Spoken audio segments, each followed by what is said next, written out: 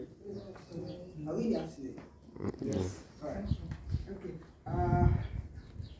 About service, when I got to NIG, actually, I didn't prepare for this. My heart is the kind of. When I got into NIG, then I used to see Mr. Wulu all around. I would just be watching in the. This guy, like, is someone who then is still hardworking. Then he was very hardworking. I was seeing him come around. Then he was on IT.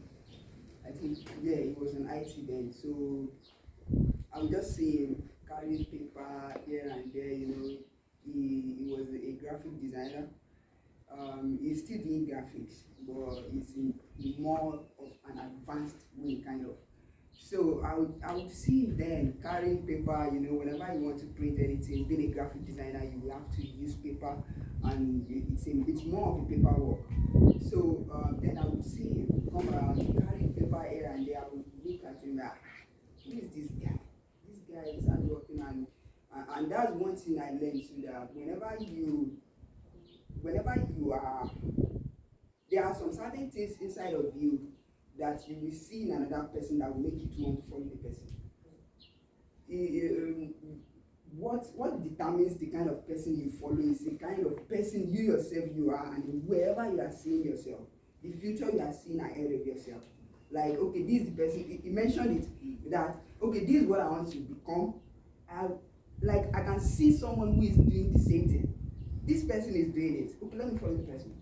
Let's go there together. Let's work together. So before I got admission, I already had a kind of picture. It's not going to be a kind of clear picture, but at least you have something, and that's where it comes in, the imagination that you said earlier. That you must imagine something in your head, and that is what will determine the kind of path you'll be following, the kind of places you'll be going. When you look at the life of Christ, when this guy, when he was younger, when he and his parents, when they went, to the synagogue, I've forgotten what they went to do now. I think they went there for circumcision or something like that. So when they got there, on their way back home, this guy left them. He turned back, like they couldn't find, and his parents, they did not see him. And then they gone very fast, maybe like 3 days journey. Jesus wasn't following them, and they were not aware. This guy was somewhere with elders, listening to them. Like, let's have a conversation. This is what I want to do. This is where I belong. This is the assignment that my father has committed into my hands. Let's talk about it. So they were having that discussion. And then that's because he already, that was like his predestined destiny. What he was created for, what he was sent to this earth for. So he already started the assignment. He already, he was in that assignment speaking to elders. Oh, how did they do this thing? Asking them questions.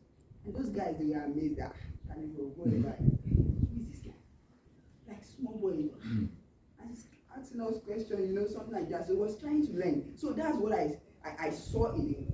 And then at the point, I could remember vividly that there was this day that he said to me that he needed an IT person or something like that. Me that I've already been looking for an opportunity to at least to get closer to that. Let's be working together, let's be doing this together. So when he told me that he needed an IT person, I was like, oh, wow, this is a great opportunity. So I told him that, sir, of course, it will be an honor and a privilege for me. So we started it together, and ever since then, we've been together because I saw the kind of person I want to become, and then I'm still seeing it now. I can see where it's going to, and that's one of the core things you must look out for in the life of a leader. Where are they going to? Do they have a vision? Do they have that? Those are the things that will keep you, standing with them. That I will stand with this person, no matter what anyone is saying, or no matter what people are saying. The vision they have, those things you will be hearing it. They might not sit you down and be telling you that, oh, this is something I have, this way I'm, this so. But whenever they are having conversation, whenever they are talking, you hear them say the things they want to do, places they want to get to, places they are going to, and then you will begin to realize, oh, this thing is in alignment with where I'm going to. You now be like, this is the place, and one of the things that I noticed is that God directed me to him. God directed me to him, because then when I was at home with my dad in the farm, I would be praying that because I was a farm boy. So I would be praying. Me and my dad would be at the farm. We'd be, weeding cassava farm, and then I would be praying to God that God, I'm processing my admission now. Whenever I get to school, I want to meet people that I want him to direct my steps in order for me to meet the right people, because I know what relationship did to me when I was in secondary school. Then I was, peer pressure, something like that, a lot of things that I can't be saying right now because of time. So then I joined some friends who, at the end of the day, we all became, truants. We usually then we would leave the house, we would get to school, something like that. I know some people too. Thank God now for Christ, He has saved us. Now we are His son. And God that so. But some other people, they are still there. Some of my friends, they are still where we were. They don't have a new life now. But I thank God that I met Christ and I gave my life to Him.